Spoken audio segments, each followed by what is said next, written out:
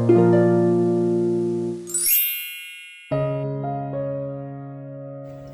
mga langga, and hello din po sa lahat ng ating viewers, listeners, and subscribers, pati na rin sa ating mga haters.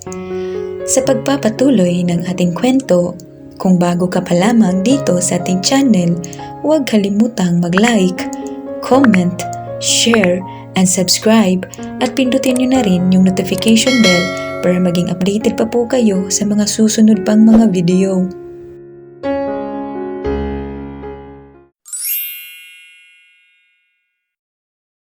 Flashback. Nagising ako dahil sa sobrang sama ng panaginip ko. Tiningnan ko ang paligid at puro puti ang nakikita ko at tanging sofa, TV at mga prutas lang sa gilid ng kama ko.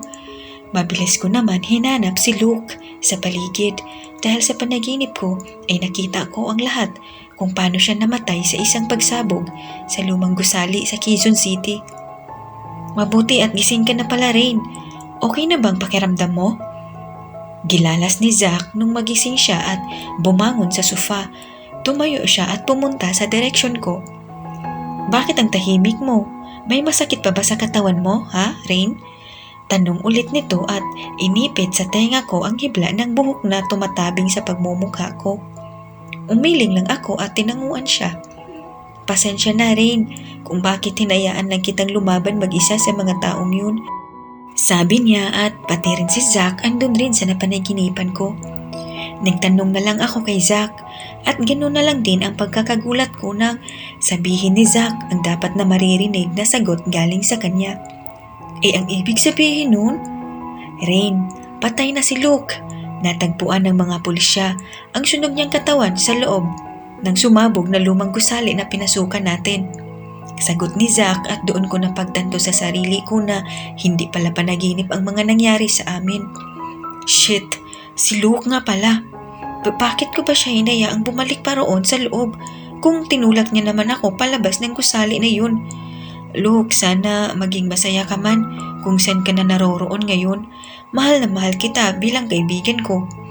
Pasensya na kung di ko na ibalik ang hinahangad na mahalin ka at higit pa sa magkaibigan. End of flashback. Di ko na malayan na umiiyak na pala ako. Mabuti na lang at waterproof tong makeup ko at kung hindi, mukhang tanga ng mukha ko dahil sa pagkalat ng mascara at foundation ko. Ma'am, 15 minutes before we start your wedding. Sabi ng isang organizer na umayo sa theme ng wedding namin ni Zack. Rito sa biniling regalo niya na isang isla na matatagpuan sa Batanes. Okay, marami na bang bisita na dumadating sa kasal? Tanong ko ritong kinakabahan kasi totoo naman iyon. Kinakabahan ako dahil marami ang dadating na bisita ngayon at lahat yun ay ang mga kaibigan namin ni Zack nung college days at ang mga kumpare ng mga magulang naming dalawa ni Zack. At si Rio at Zika, sila ang naging flower girl namin at si Mythix naman ay siya ang ginawa naming dalawa ni Zack na hawakan ang ring bearer namin. At masaya na rin ako dahil naging maayos na ang pagitan nilang dalawa ni Zika at Zack ngayon. Matagal na rin niyang tanggap ang ama. Lumipas ang 15 minuto at ngayon na ang oras para makaharap ko na ang taong makakasama ko panghabang buhay. Huminto ang isang kulay puting kurwahe sa harapan namin ni Mommy at pinagbuksan kami ng lalaking sumusunod sa amin. Guard ata to ni Dad. Mabilis naman akong pumasok sa loob at inaayos ang upo ko at ganoon rin si Mommy sa tabi ko. Anak, you look so nervous. Gilalas ni Mommy nang mapagtanto niya ang buong mukha kong mukhang kinakabahan. Medyo, Mom, sagot ko. Natural lang sa ating mga babae yan, anak, dahil sa sobrang saya natin kung bakit tayo nagkakaramdam ng ganyang mga bagay. Sabi ni Mommy bago ako hinawakan sa mga kamay at hinimas iyon. Maging panatag ka lang, anak, dahil mamaya lang ay magiging Mrs. Cortez ka na at mawawala na ang nag-iisang babae sa pamilya ng apelyedong Montefalco. Gilalas ni Mommy habang nakangiti. Thank you, Mommy, dahil tinanggap niyo pa rin si Zack sa huli. Sabi ko habang maiiyak na naman. Ginawa lang namin ng daddy mo ang magpapasaya sa isang unikaihan naming lahat. At ikaw yun, anak. Huwag kang umiyak, hahaha. Sabi naman ni Mommy nang makita niyang tumulo ang isang butil ng luha galing sa mga mata ko. Oh, andito na pala tayo, anak. Ready ka na ba para maging Mrs. Cortez? Tumango ako at tinignan ang labas at lahat ng mga bisita sa kasal ay nasa loob ng karwaheng nakatingin kung asan ako ngayon. Naunang bumaba si Mami kaysa sa akin pero bago yun ay hinalikan niya muna ako sa pisngi. At panghuli ako ang binuksan ng karwaheng nagdadala kanina. Sumalubong sa akin ang mga nakangiting bisita habang pinasasadahan ako ng tingin mula ulo hanggang paa. At nakita ko rin si Dad na naghihintay sa tabi ko lamang. Dad, you're here? Saad ko. He smiled and aimed his arm for me. Gusto kong maihatid ka sana sa altar, anak. You will let me? Tanong ni Dad. I smiled wildly. Misty-eyed. Unti-unti na rin ulit nagbabago ang buhay ko ngayon and it feels complete having parents and friends with my special day right now. Oo naman, Dad, no? You're my special superhero. He guided me out of the carriage with them on my both sides. Hindi ko maintindihan ang sobrang napakasaya nang umapak ako sa aisle sa dagat kung saan marble ang nilagay sa ibabaw at tubig naman ang malalim. Kung saan ginanap ngayon ang kasal ko sa taong mahal na mahal ko ng sobra. Maraming bulaklak sa paligid at kulay white and red petals ang nakabalandra sa carpet na nilalakaran namin. Pakiramdam ko tuloy, ako si Bella Swan na everything seems perfect. The song shifted into a new one as beautiful and white and everyone's attention turned to us, to me. Nagsimula nang magwala ang puso ko at mukhang malalaglag na nang makita ko ang lalaking nasa dulo ng altar. I couldn't clearly see him because of the sunrise around him and it made me feel more excited to meet him down the aisle. Not sure if you know this, but when we first met, I got so nervous I couldn't speak. We began taking steps towards the man I'm gonna spend the rest of my life with, slowly savoring the feeling of being the bride. In that very moment, I found the one and my life had found its missing piece. Sana maging masaya ka, anak, pag nagsama na kayo ng tuluyang dalawa ni Zach, and I'm very sorry. I heard Dad say, and I tilted my head as we continued taking our steps forward. I'm sorry dahil pinilit ko kayong paghiwalayin noon ni Zach para maligtas ka lamang din sa kanyang lolo noon. Dad, sana mapatawad mo ko despite what I did to you. Saad ni Dad. So as long as I live, I love you. Will have and hold you. I felt like someone squeezes my heart into bits. My lips were trembling. Ayokong umiyak dahil maraming makakakita sa akin at sa kasal ko pa mismo. Matagal na yun, Dad. At matagal ko na rin kinalimutan. Past na po yun. Saad ko naman. You look so beautiful in white. And from now to my very last breath, this day I'll cherish. You look so beautiful in white tonight. Napalunok ako ng sariling laway ko nang makarating na kami sa dulo ng altar. It's like everyone disappeared from my sight at tanging si Zach lang ang naiwan. What we have is timeless. My love is endless. And with this ring I say to the world, you're my every reason. You're all that I believe in. With all my heart I mean every word.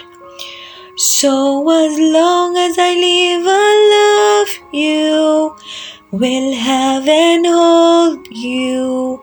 You look so beautiful in white. And from now to my very last breath, this day I'll cherish. You look so beautiful in white tonight. Hi. Zach greeted me with a smile. Hello. I greeted back with a smile too. I nearly giggled sa inasta namin. Para kaming teenagers sa mga itsura namin. My heart thumped widely as my mom pulled me into an embrace. She was crying silently as she caressed my back. Oh, you look so beautiful in white. Na na na na, so beautiful in white tonight. Be happy, anak, saad ni Mommy and kissed me on the forehead, and it really touched my heart as she said to me, I love you. I love you too, Mom. Sagot ko naman sa kanya. And if our daughters what our future holds, I hope she has your eyes, finds love like you and I did. Yeah. Naramdaman kong pinat ni Dad ang likod ko kaya mabilis ko siyang hinarap. He then hugged me to his chest and sighed loudly. When she falls in love, we let her go. I'll walk her down the aisle. She looks so beautiful in white. You look so beautiful in white. I am very sorry, anak. Again, Dad said. Matagal na kitang napatawa, Daddy. You're still my favorite man in this world anyway. I whispered and felt his embrace getting tighter. I love you and thank your forgiveness, anak, Dad said again. So as long as I live, I love you, will have and hold you. You look so beautiful in white. And from now to my very last breath. Tama na yan, sita ni Mommy, kaya naman natawa kami ni Dad. And Dad released from the hug and took my hand to pass it on Zach. Napatikom ako ng bibig nang hindi maalis ni Zach ang kanyang titig sa akin. Sorry for everything, Zach. Hope we can talk alone some other time. But for now, he tapped his shoulder. This day I'll cherish. You look so beautiful in white tonight. You look so beautiful in white tonight. Pinapaubaya na namin sa'yo ang anak namin, Zach. I will start calling me Dad now, Zach. Saad ni Dad. Those were the words that made my heart stop from this very moment. Kahit maraming iniisip ang utak ko kung bakit dito humantong ang lahat sa amin, ay pinipilit ko na munang isinantabi yun at may panahon rin dyan para masagot ang lahat. Zach squeezed my hand as he guided me up on our place in front of the priest. Napakaganda naman ng magiging asawa ko, bulalas ni Zach. He whispered and I replied it with a sweet smile as we set foot on where we should stand. Napakagwapo naman din ang lalaking makakasama ko ng panghabang buhay. Nanginginig ka! I grinned as I felt his hand shaking on mine. Not so you, Mr. Cortez. Gilalas ko at patagong humagik-gik ng tawa. Stop teasing me, Rain. I'll make sure you'll see shaking too tonight. My eyes rounded. Really? Sa harap pa siya talaga nagsabi? Yan sa pare ha? Maghunos dili ka, Zach. Uy, baliw talaga tong lalaking to. Umayos kaming tumayo ni Zach at nagsimula nang magsalita ang pare sa harapan namin. Ladies and gentlemen, family and friends, We are gathered here today to witness and celebrate the joining of Mr. Zac Cortez and Ms. Rain Montefalco in marriage. Ito na talaga, ikakasal na ako sa mahal ko. New life, still us, and forever na kaming magkakasama. Samantala, sa kabilang banda, on Zac's point of view, nagsimula namang magsalita ang pare. Kanina pa talaga ako kinakabahan, huwing niya naman oh. Tiningnan ko si Rain sa tabi ko na nakangiti at tinitingnan ako, kaya nginitian ko rin siya pabalik. Kahit pahangga ngayon talaga, hindi ako makapaniwala na nagkakayos na kaming dalawa ni Rain pagkatapos ng lahat ng mga ginawa ko noon sa kanila. Pero sa isang iglap rin bala, ang mga anak din namin ang dahilan kung bakit kami ang magkakatuluyan sa huli ni Rain dahil lang talaga sa mga insidenteng yun kila Rio at Zeka.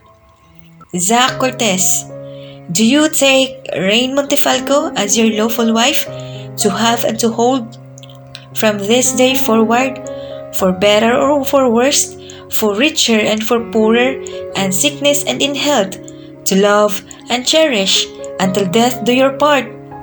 The father said, Yes, father.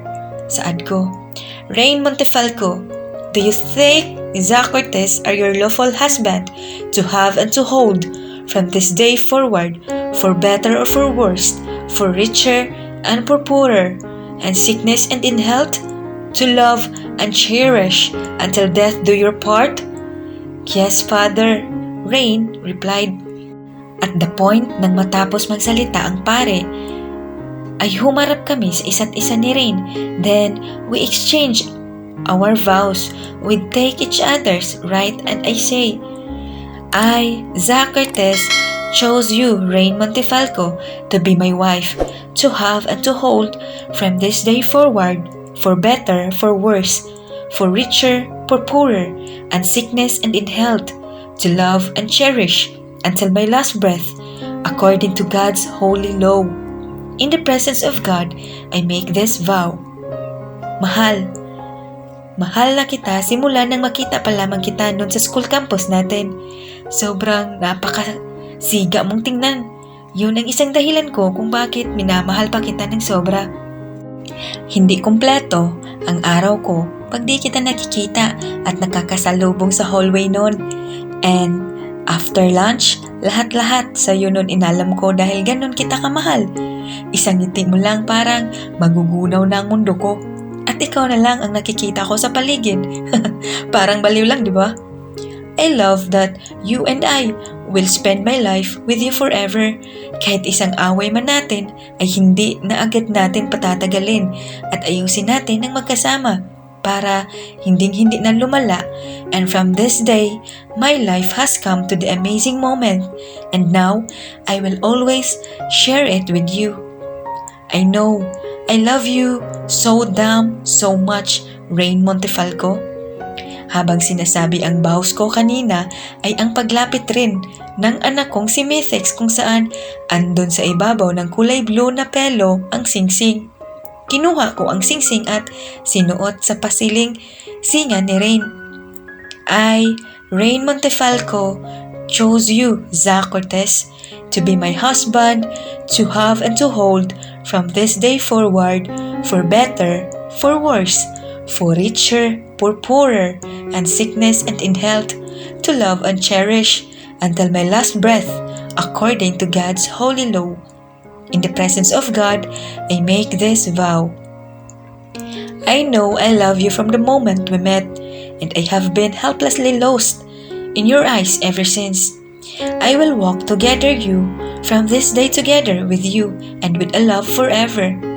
And I will make one world, one universe, and you always only one to me forever, ever growing and ever expanding perpetually. Kinuha naman ni Rain ang isang singsing at sinuot rin sa palasingsingan kong kamay. You may now kiss the bride, sabi ng pare pagkatapos isuot ni Rain ang singsing sa kamay ko. Itinaas ko naman ang belo niya at hinawakan ko ang baba niya. I love you very much, Rain Montefalco Cortez, my wife, sabi ko. I love you too very much, Zach Cortez, my husband. Sagot niya. Hinalikan ko siya sa labi at gumanti naman siya ng halik sa akin. I'm happy, very very happy now. Narinig ko naman ang mga palakpakan ng mga tao sa paligid namin habang di ko pa pinapakawalan si Rain sa paghalik ko. I now pronounce you husband and wife, sabi ng pare nung bitawan ko na si Rain.